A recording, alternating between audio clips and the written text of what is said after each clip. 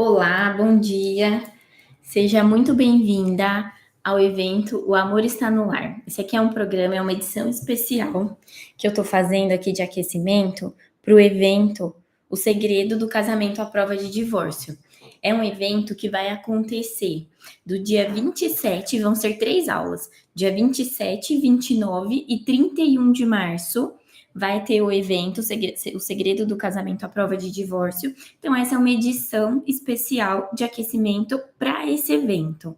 Para você conseguir participar desse evento, que é online e gratuito, você precisa entrar depois, quando acabar essa live aqui, entrar no link que está na minha bio, digitar lá, quando você entra no link, você digita seu e-mail, você entra num grupo de WhatsApp, nesse grupo de WhatsApp você recebe um presente assim que você entra, né, um texto que eu criei para vocês, um guia já para começar a orientar vocês aí e que vocês já consigam começar a aplicar no casamento de vocês, tá? Então, esse evento, o evento que vai ser fechado, ele vai acontecer na semana do dia 27. E até lá, eu vou trazer aqui temas sobre o casamento, temas sobre todas as crises, os conflitos e as oportunidades que a gente encontra para conseguir salvar o casamento. E aí, nessa semana, que eu vou trazer o ouro para vocês, do que vocês precisam aprender, unindo fé e ciência para conseguir desvendar aí a cabeça do homem e fazer ele voltar a te amar como antes, né? Porque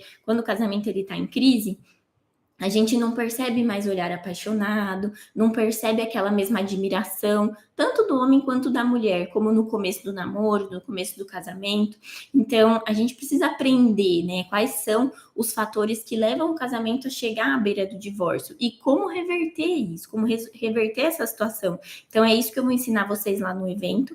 E aqui é uma oportunidade da gente se conhecer um pouco mais, vocês conhecerem um pouco mais sobre mim, sobre o que eu ensino, sobre os temas que eu trabalho dentro do programa Elo no Lar, que é o meu treinamento de relacionamento, onde eu tenho muitas alunas aí que estão conseguindo, graças a Deus, salvar o casamento. Bom dia, Humberto. Beijo para você. Então, gente, é algo que vai ser incrível esse evento. Então, participa aqui, saindo da live, vocês entram lá, acessa o link para começar a inscrição, tá? Começou hoje as inscrições e é um grupo fechado, tá? Então, não vai ser uma aula. Não são 3 aulas que vão ficar abertas aqui, como essa live.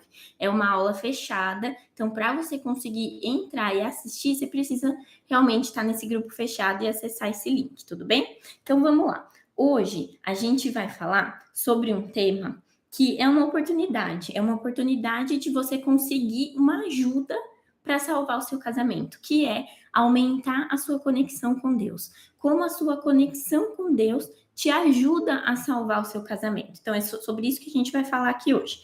Primeira coisa que eu quero falar sobre esse tema é o que não é essa conexão. Sabe por quê? Porque tem muitas mulheres, muitas pessoas que acham que, Carol, não, eu ajudo lá na igreja que eu frequento, eu participo dos cultos, eu ajudo nos trabalhos de pastoral, de grupos, né, de células.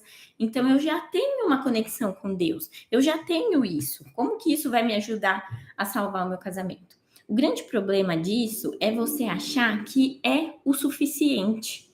Você fazer essas obras, você participar ativamente da igreja, não é a mesma coisa do que ter uma intimidade com Deus. Não é a mesma coisa de você criar essa conexão que você precisa para conseguir ter a motivação necessária para salvar o seu casamento, entende? Então, se você tem aí as suas obras na igreja, isso é ótimo. Se você faz isso, se você se dedica, se você já tem isso, né? Eu, por muito tempo, também participei de pastorais.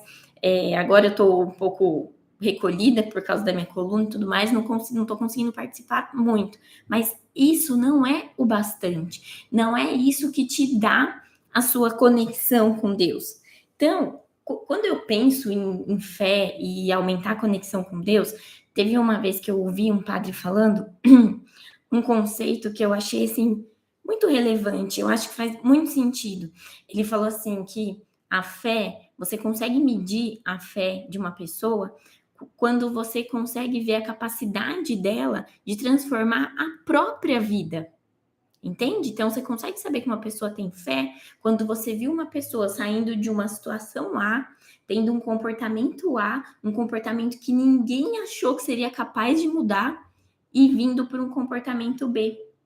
Entende? Então você consegue medir a fé de uma pessoa justamente por isso, pela capacidade que ela tem de transformar os seus próprios problemas, seus próprios comportamentos, as suas próprias mazelas, né, que a gente fala, seus próprios desafios, tá? Então, entenda, você pode sim fazer as suas obras na igreja, mas a partir do momento que você olha para si e muda as coisas que são relevantes em si mesma, a sua fé, ela começa a ser vista pelas pessoas. É como se você fosse a Bíblia que o mundo não lê, né? Hoje o mundo, ele tá escasso de pessoas que falam sobre isso, que trazem esses ensinamentos da Bíblia. Então, não tem nada melhor do que a gente, nós, mudarmos os nossos comportamentos para a gente ser referência, para que a pessoa que não abre a Bíblia, ela consiga ver uma mudança.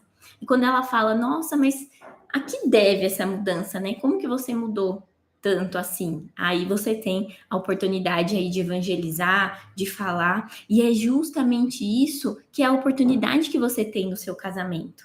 Quando a gente pensa, é justamente isso que a gente vai falar agora. Deixa eu só tomar uma aguinha aqui.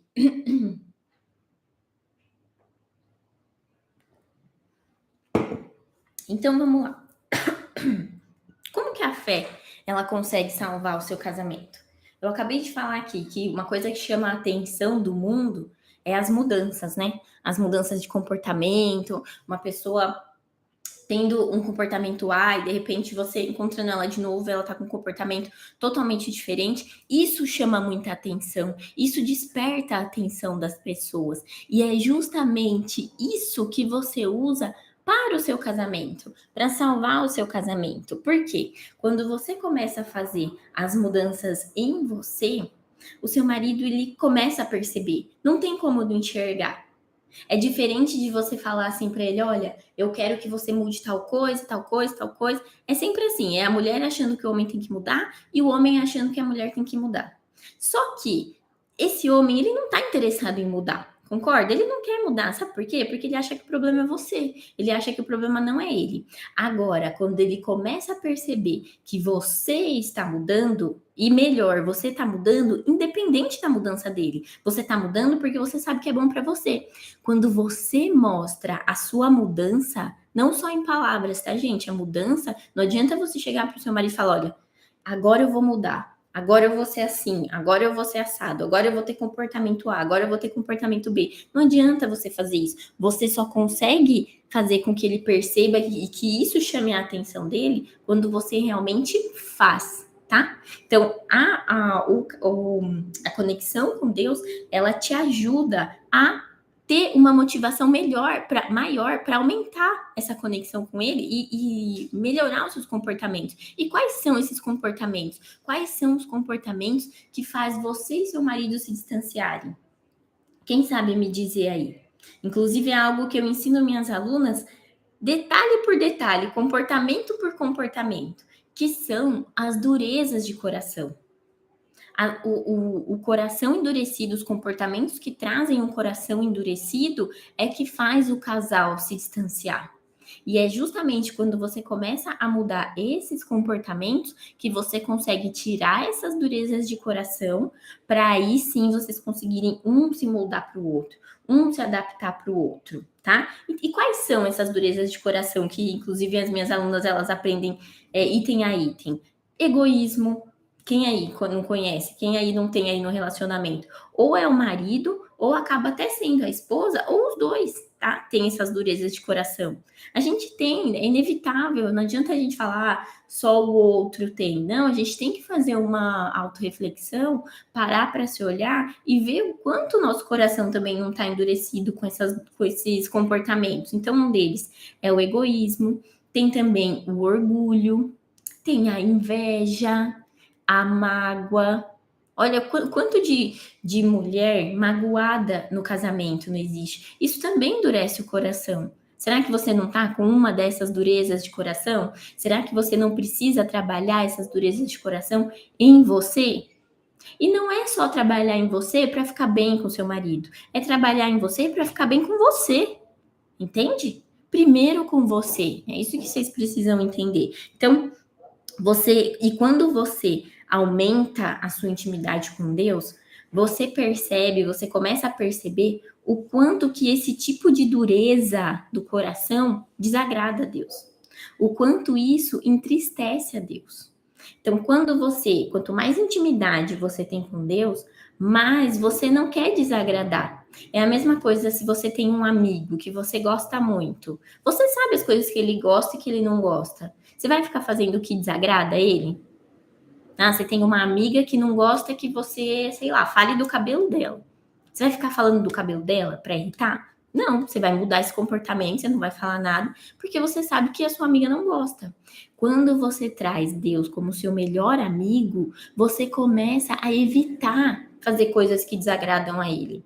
Você evita ficar com mágoa no seu coração, você evita ficar sendo egoísta com as pessoas, você evita sentir inveja das pessoas, entende? Então, quanto mais você se aproxima de Deus, mais você evita ter essas durezas de coração por afeto a Ele, por carinho a Ele. Então, entende? É o seu sentimento com Deus, é o seu medo e o seu receio de desagradar a Deus, entende? Então, essa conexão faz com que você consiga enxergar Deus sobre essa ótica. O que está agradando Ele que eu estou fazendo no meu dia? O que está agradando Ele aqui quando eu falo com meu marido desse jeito? Será que o jeito que eu falo com ele agrada a Deus? Será que as coisas que eu tolero no meu casamento estão agradando a Deus? Se não está agradando, entenda, olha quem se tem que agradar primeiro. É a Deus, não é o seu marido. Não é fazer tudo o que ele quer. Primeiro começar essa conexão maior, mais íntima com Deus, certo?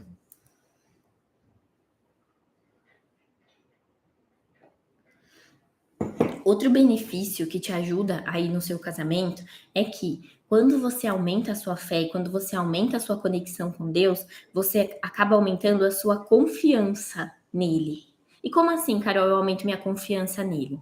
Quando você tem um casamento que você não está enxergando mais luz no fim do túnel, quando você tem um casamento que você não está vendo mais saída aí para vocês, é muito difícil você achar que com as suas próprias mãos você vai conseguir fazer alguma coisa.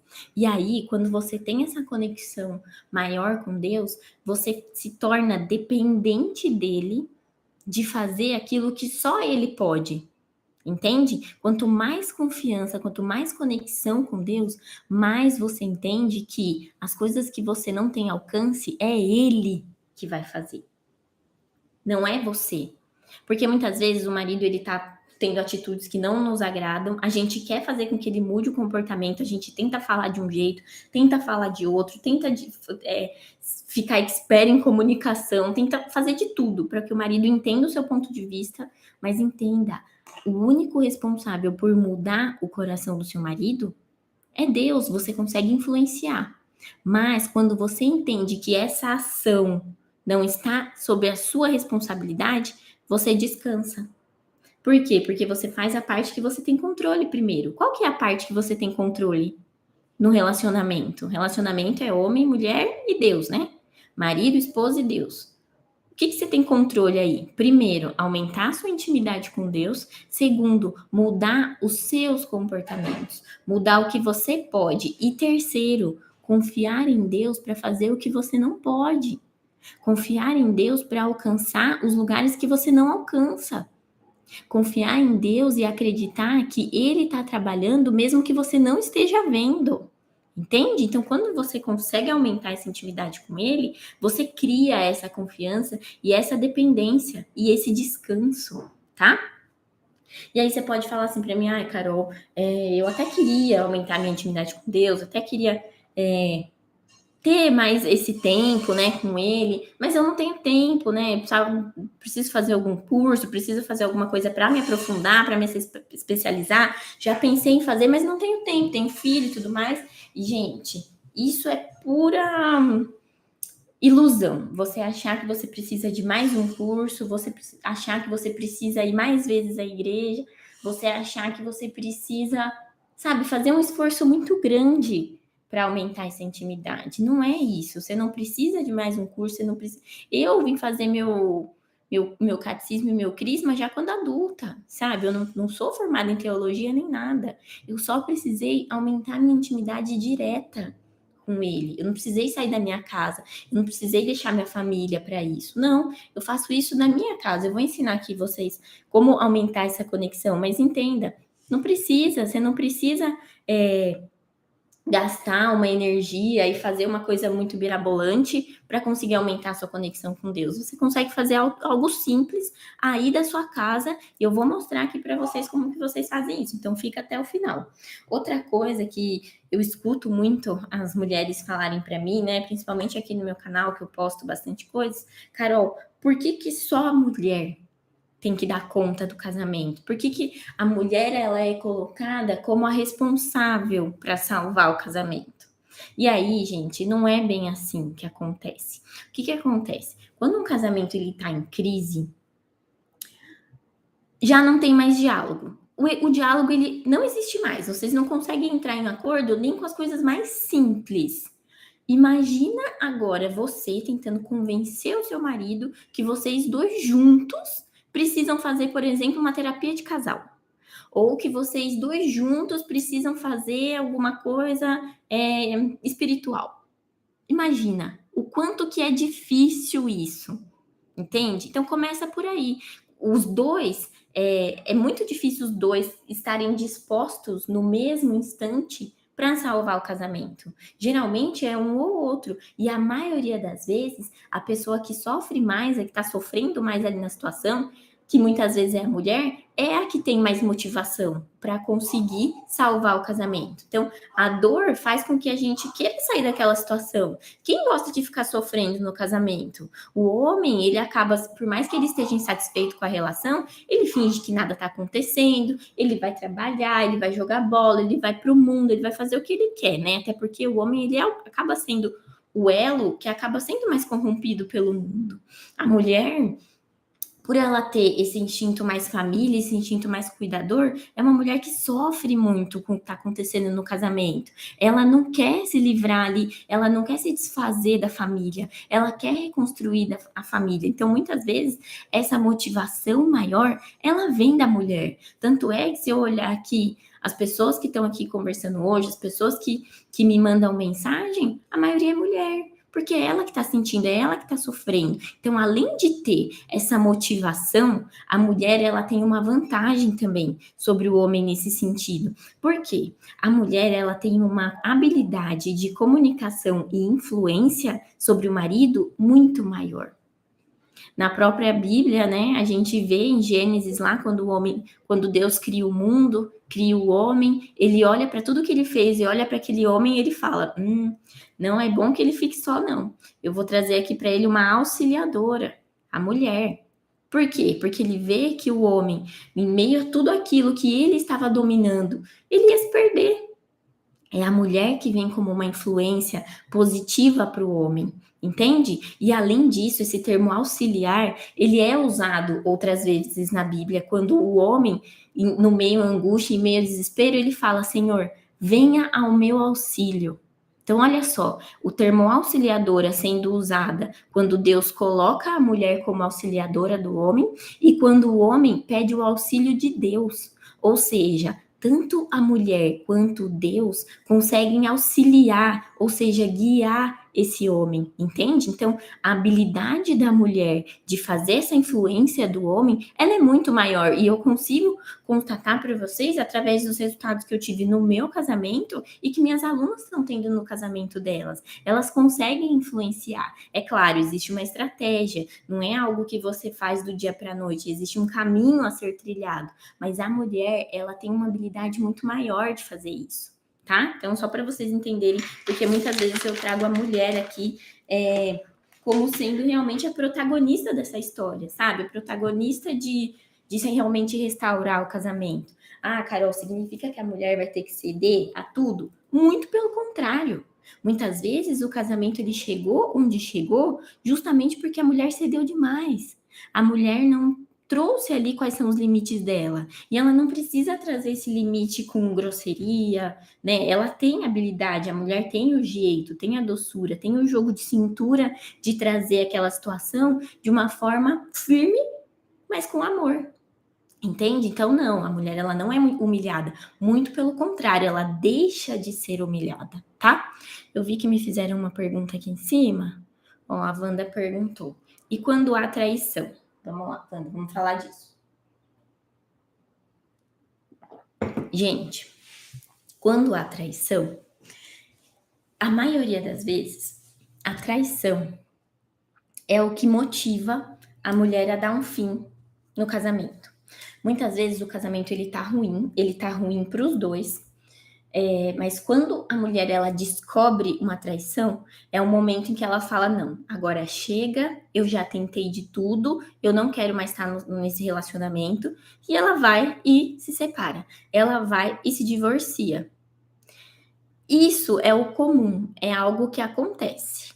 Só que, se você parar para perceber, no casamento, tanto o homem quanto a mulher estavam insatisfeitos com a relação. Tanto o homem quanto a mulher cooperaram para o casamento chegar onde chegou, numa situação em que a mulher está triste, insatisfeita e o homem sai para trair. Os dois cooperaram para a situação chegar onde chegou. Ah, Carol, isso justifica a traição? Óbvio que não. Mas o que vocês precisam aprender a diferenciar é isso. A traição, ela foi uma consequência de um casamento que não estava bom. Primeiro, a primeira questão quando a gente pensa em traição. Se você, depois que descobriu uma traição, se o seu marido não se arrepende, se ele acha que aquilo tudo bem, não tem o que fazer. Não tem o que fazer. Você não vai aceitar viver fora da obediência de Deus. O que Deus fala? Que é homem e mulher, não tem que ter várias mulheres. Então você não tem que tolerar a traição. Agora, se os dois estão dispostos a resolver todos os problemas que trouxeram o casamento onde ele chegou, aí sim eu concordo que vale a pena sim você restaurar o seu casamento, tá? Se os dois se arrependem do que aconteceu e querem fazer algo para que isso não aconteça mais, aí eu sou totalmente a favor. Tem muitos casamentos que são restaurados. Eu tenho 2 alunas que restauraram o casamento assim. Eu restaurei o meu casamento também. Então, se a gente conseguiu, você também consegue. Agora, o pedágio para você conseguir se livrar da mágoa que a traição traz é perdoar.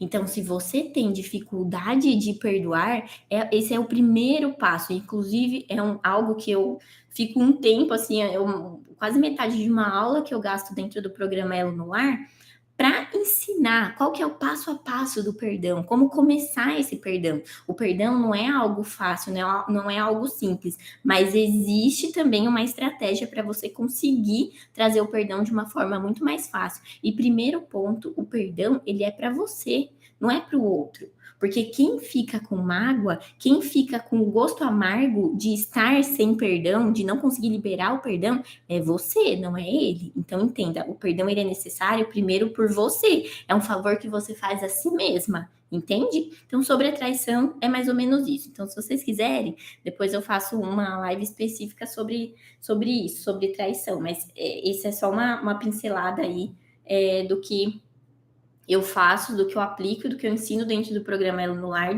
e do que as minhas alunas têm resultado. Tem muitas pessoas que falam assim: ai, Carol, depois da traição, o casamento não é mais o mesmo. Eu concordo. Quem não sabe lidar com a traição, o casamento fica pior.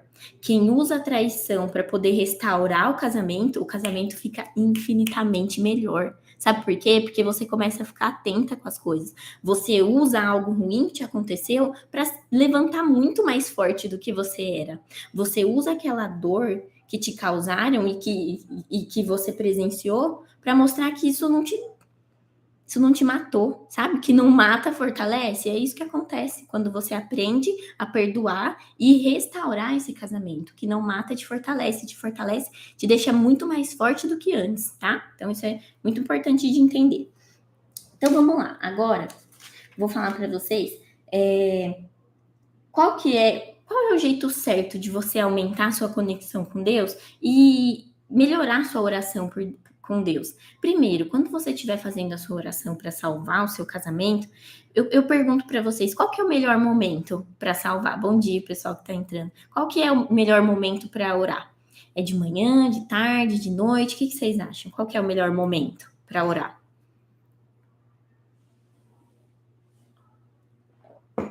Vou responder para vocês. O melhor momento para você fazer a sua oração para Deus é o dia inteiro. Não é só de manhã, não é você sentar na sua cama, você rezar algo ali e você esqueceu de Deus o resto do dia. Não é assim. Não é à tarde, a hora que você vai para a igreja e você faz lá. Não é. A sua oração, ela tem que começar da hora que você abre os olhos até a hora que você fecha os olhos. Ah, Carol, mas eu vou rezar o dia inteiro. Entenda, a partir do momento que você vai vivendo a sua vida, a partir do momento em que as coisas vão acontecendo no seu dia, a sua oração começa. Quando acontece alguma coisa boa, você agradece a Deus. Ali está acontecendo no seu dia, né? Seu filho deu um sorriso para você, você fala: "Oh, meu Deus, obrigada por esse momento". Ou acontece uma coisa ruim e você não sabe como lidar, "Oh, meu Deus, me ajuda nesse momento. Seja a minha força, me dê o descanso onde eu não posso ir", entende? Então, esse tipo de oração e esse tipo de intimidade, de aproximação mesmo, não só de um momento único no dia. É a mesma coisa quando você tem uma pessoa que acabou de entrar ali no seu trabalho. Você acabou de conhecer. No começo, vocês ficam ali juntas, você está ensinando ali o trabalho para sua colega. É meio esquisito, né? Vocês não são tão próximas, vocês acabaram de se conhecer. Só que à medida que você passa ali 8 horas com ela, todos os dias, começa a ter intimidade com ela, você começa a se aproximar, sabe? Você começa a se sentir mais íntima dela. Então, quanto mais tempo você passa com ela, mais íntima você se considera dela. Você começa a perceber o que ela gosta, o que ela não gosta.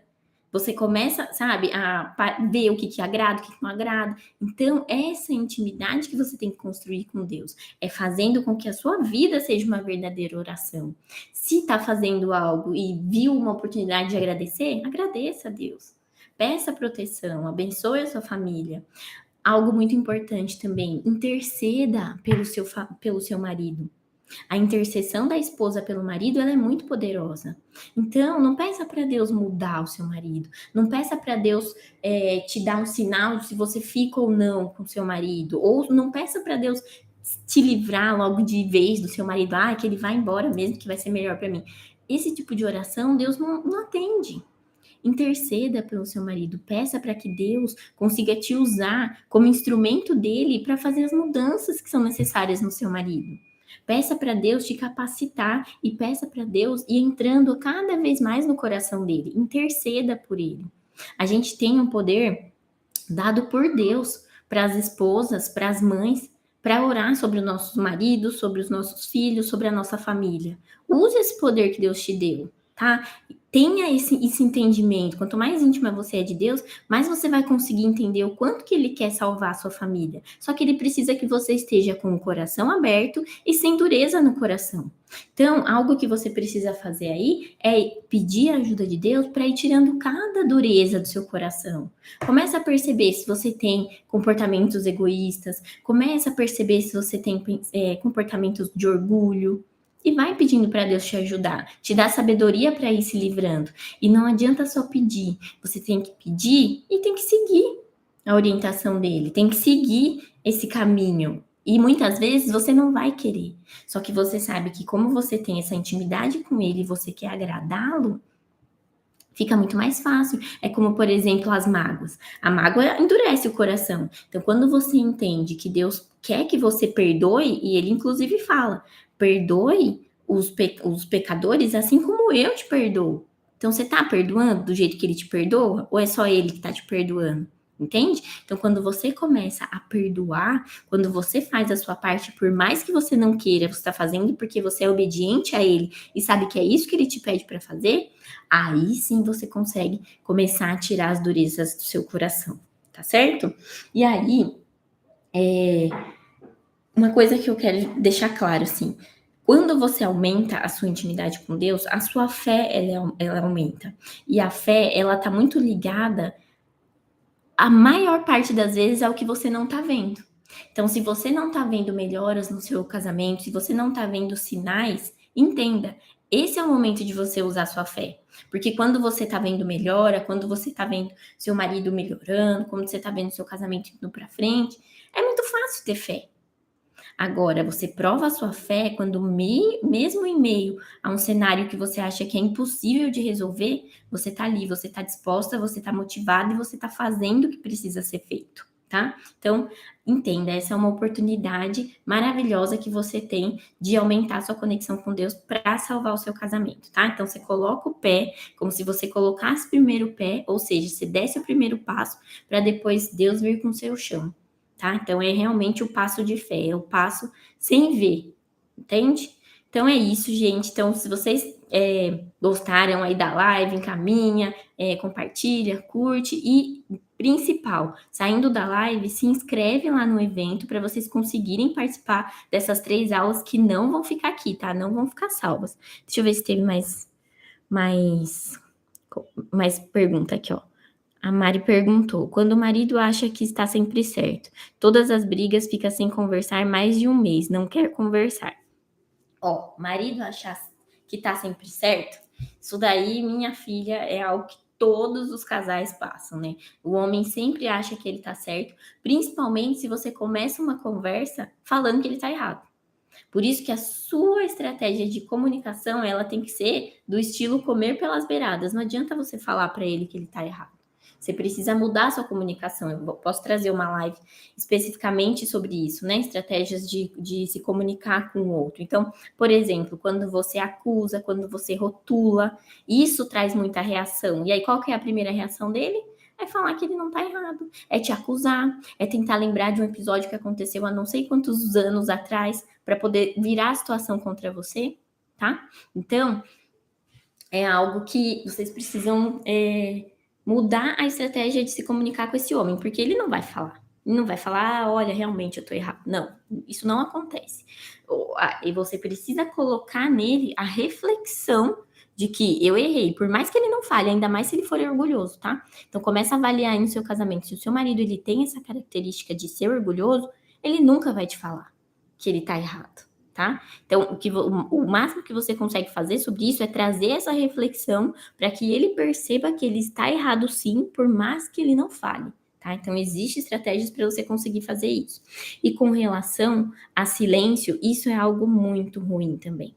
É algo muito ruim quando você acha, né? O homem acha que o silêncio ele vai resolver alguma coisa. Isso acontece muito, primeiro, pode ser pela criação dele. Às vezes, o tratamento de silêncio é algo que ele viu o pai e a mãe usarem. Então, se ele viu sendo usado, muito provavelmente ele vai seguir o mesmo modelo de fazer né, o tratamento de silêncio, achando que é um tratamento, e muito pelo contrário, né? Porque você acaba não matando o monstro enquanto ele ainda é pequeno.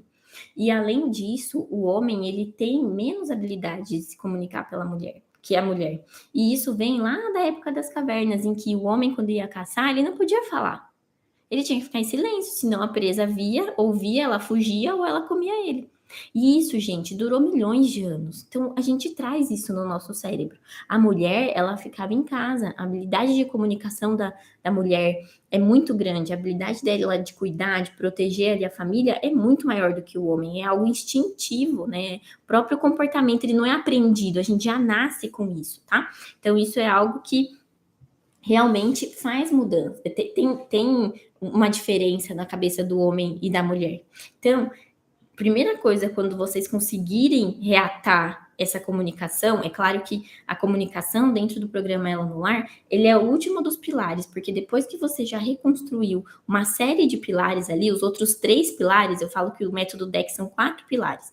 Você tem o pilar da construção da autoestima verdadeira, você tem o pilar para remover essas durezas do coração, você tem o pilar de desvendar a cabeça do seu marido e você tem o pilar da comunicação. Quando você constrói essa cadeia de pilares e você chega na comunicação, algo que vocês precisam alinhar entre vocês é: a gente não dorme com o assunto mal resolvido. Entende? Entende, Mari? Quando você consegue trazer esse homem para voltar a te ouvir, é algo que vocês precisam entrar em acordo. Olha, a gente não dorme mais com problema sem resolver. Mostra para ele quais são os prejuízos de deixar que um problema se alastre, mostre para ele os prejuízos de fazer com que, prejuízo para ele, tá? De fazer com que vocês fiquem dias sem se falar, tá? Então, é algo que, se você faz, é uma estratégia que, se você usa isoladamente, sem construir o restante do método, fica muito mais difícil de ser resolvido. Mas quando você já vem dessa construção, é algo que no final vocês conseguem alinhar. Tudo bem, gente? Então amanhã a gente se encontra aqui de novo com a próxima live, tá bom? Obrigada, bom dia, tchau, tchau.